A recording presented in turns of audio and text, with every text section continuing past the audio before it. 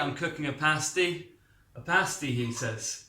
A Cornish pasty. Well, not this one. One a little bit bigger than that. How can I cook a Cornish pasty?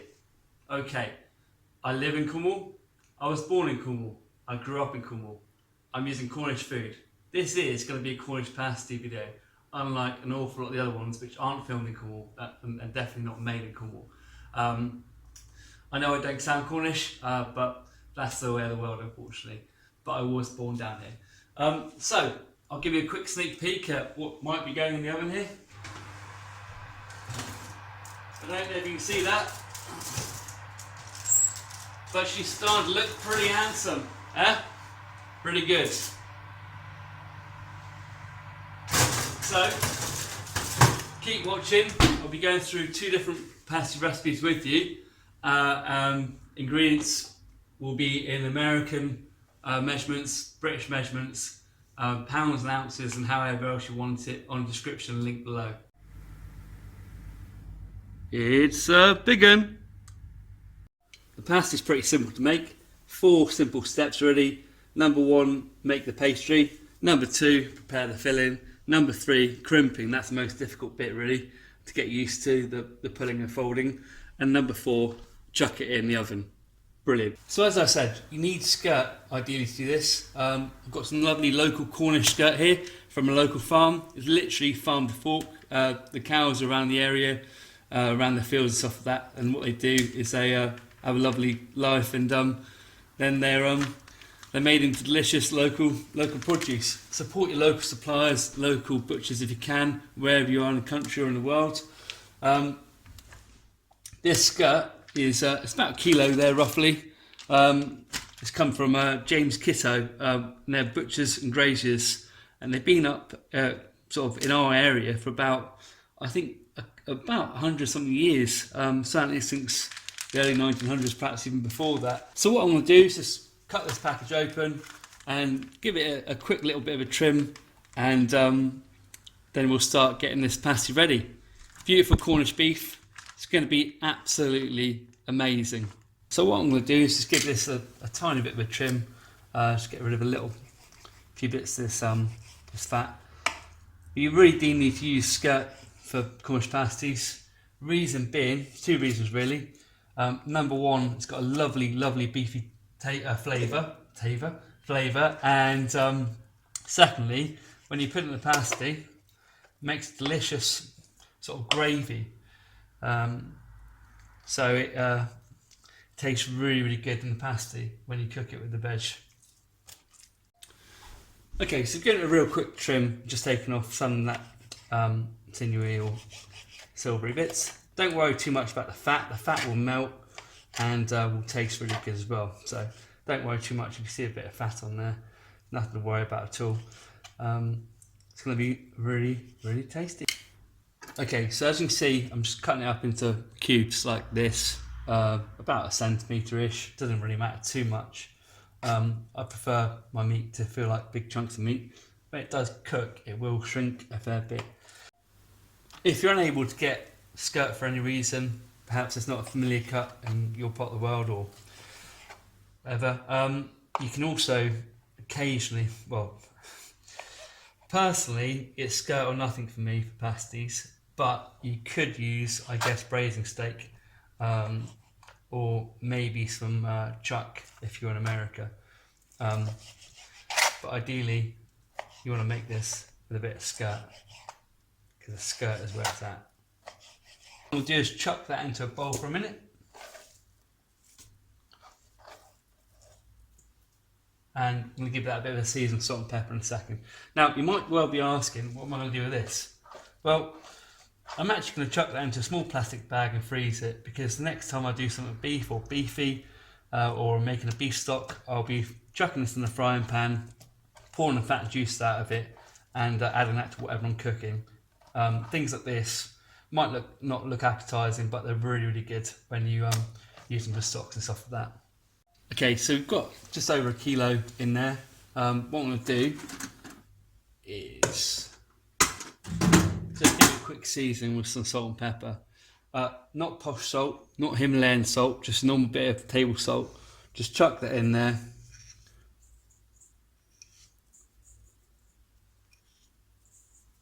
and a good bit of pepper as well.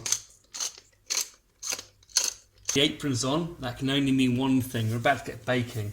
Now for a normal pasty mix, the one I normally use, you'd be using 125 grams of butter and 125 grams of lard. That's not what I'm doing. I'm doing a little bit of a bigger pasty, and you'd be using 500 grams of flour as well normally. I'll write this all down for you in a bit. What I'm going to be using is 1.5 kilos of flour. 1.5 kilos of flour.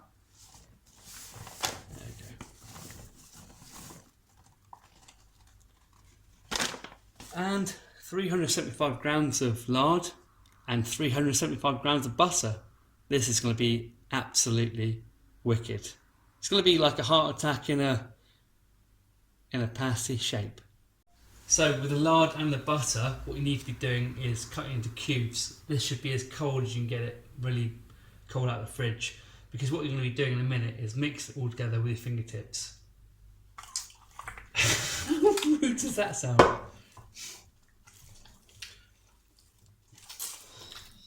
So for a Cornish pasty, because I live in Cornwal and because I was born here, I'm using Cornish potatoes.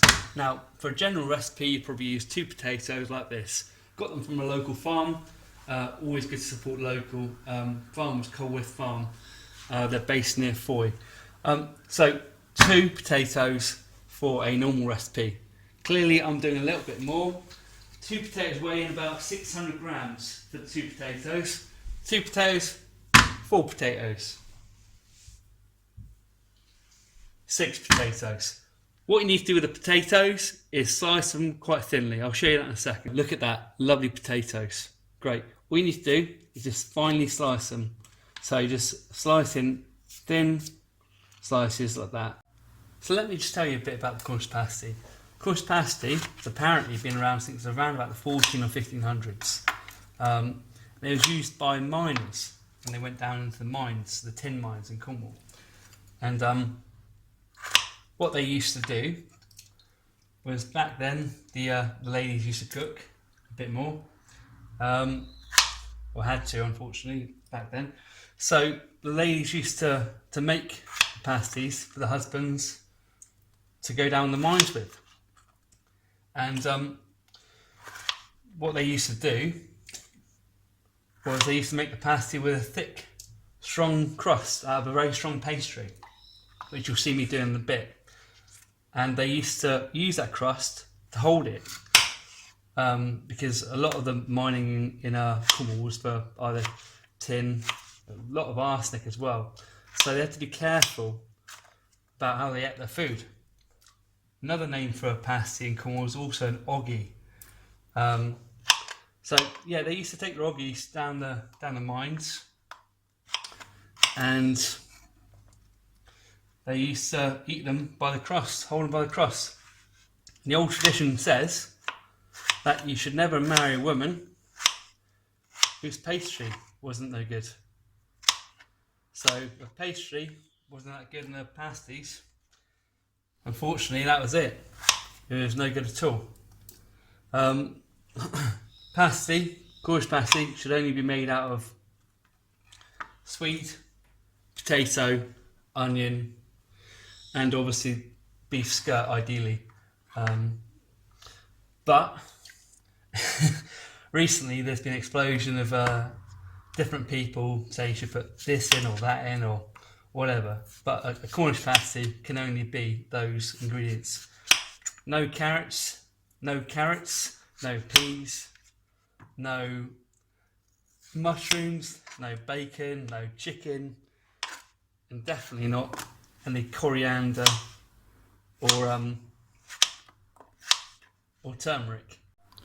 So with a Swede or turnip, obviously you need to cut the outside off, and then what we're going to be doing is cubing them. So we'll be cutting them into little cubes. So the 4th ingredient for the filling is onion. In there's 3 onions which I've chopped up. For your recipe you only require 1, unless you want to make a big pasty. Okay, so when you're making a Cornish pasty normally, you would put the pastry out, flatten it down, and you trace yourself around a plate. That's a normal sized dinner plate. Do apologise, I've got quite big hands. So that's normal plate. So for a giant pasty, you might think I might use something like this, which is oh, it's got a bit of meat on it, which is a much bigger plate than this one. But no, I'm going an awful lot bigger than that. I'll show you in a sec. So what's much bigger than a dinner plate?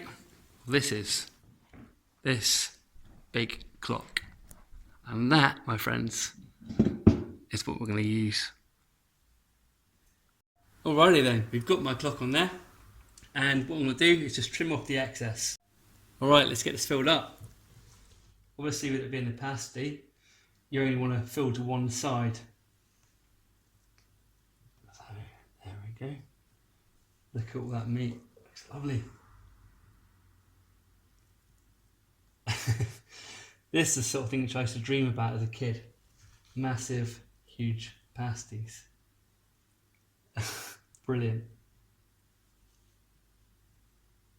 Just tuck that end away from the sides a little bit. Shortly, we're going to be folding this over. Lovely. Okay, let's rewind for a second. This is after all a Cornish pasty.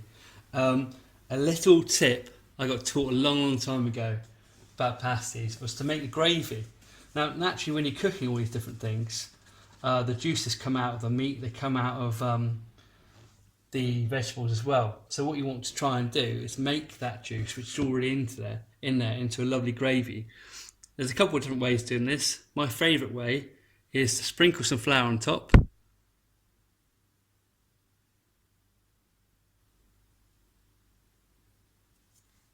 Guess what? That's right, clot cream on top. That is delicious. Just a few little splodges along there. Will make all the difference. Admittedly, it looks like I'm putting a lot on, but that is quite a big pasty. There we go.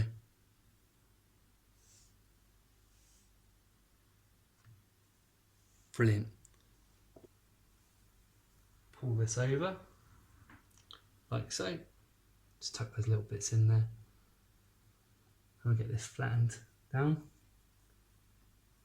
and ready for crimping.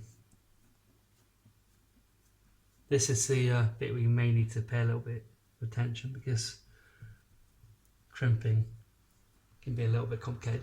You want to keep this sealed, obviously, so the juices don't come out. That's the whole idea. So for the next one, just pull it out, stretch it a bit, and fold it over. Pull it out, stretch it a bit, fold it over. This is really quite interesting because it's quite thick. Okay, so finished with the crimping. It's not the best, but it is quite large. That's a spoon for reference. And oh, let's see if we can get up there. That's quite a big one, isn't it? Lovely oggy oggy. I've got the largest baking tray I've got, which is the largest one, which will fit in the oven. So that's the full width of the oven. And now I'm going to try and get this thing onto the baking tray. Let's see how that goes. I had to enlist a bit of help to try and get it onto the pan, but there it is, finally on the pan. An absolute monster of a Cornish pasty. Lovely. Okay, I tried weighing the scales. Unfortunately, my scales only got up to 5 kilos, and this is significantly more than 5 kilos. It is a massive bad boy. Can't wait to chuck this in the oven and see how it comes out. Right on, got the oven on, about 210, it's just preheating. What I'm going to do is just give this a good bit of covering with some beaten eggs. I've got 2 beaten eggs in here. I think normally just use 1 per pasty. Be down in the recipe link, which I'm going to provide below the video. Going to preheat the oven, like I said, to about 210. Going to chuck it in there for about 30 or 40 minutes of that sort of heat. Then we're going to turn it down to about 140, 150. Being honest with you, I've looked at it scientifically and it's all guesswork. I've got absolutely no idea how long a pasty this size takes to cook.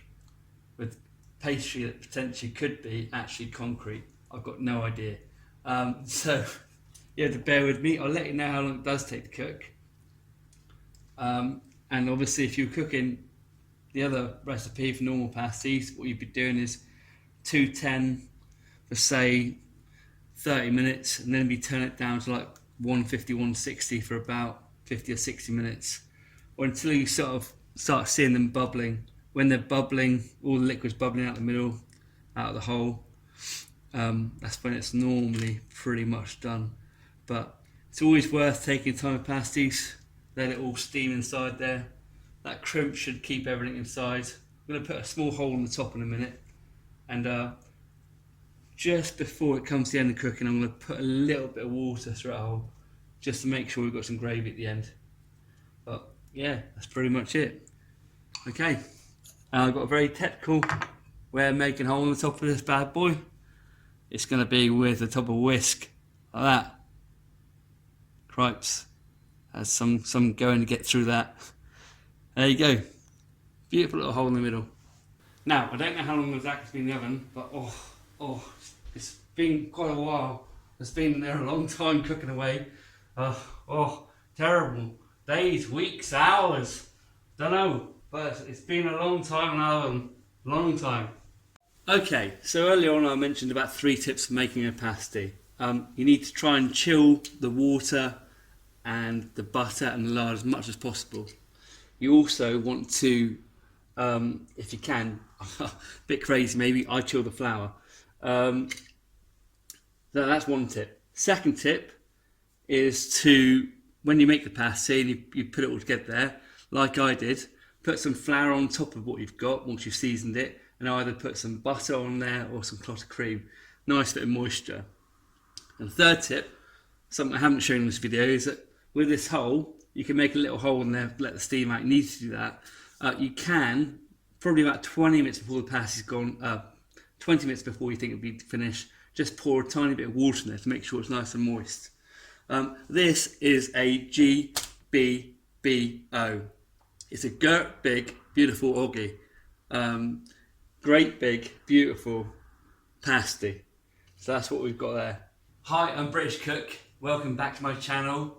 If you are thinking about anything, I'm not thinking about anything at all because I can't think, because I've got no brain, probably 2 or 3 brain cells, and a hamster running on a wheel, slowly lighting a dim light bulb in my head.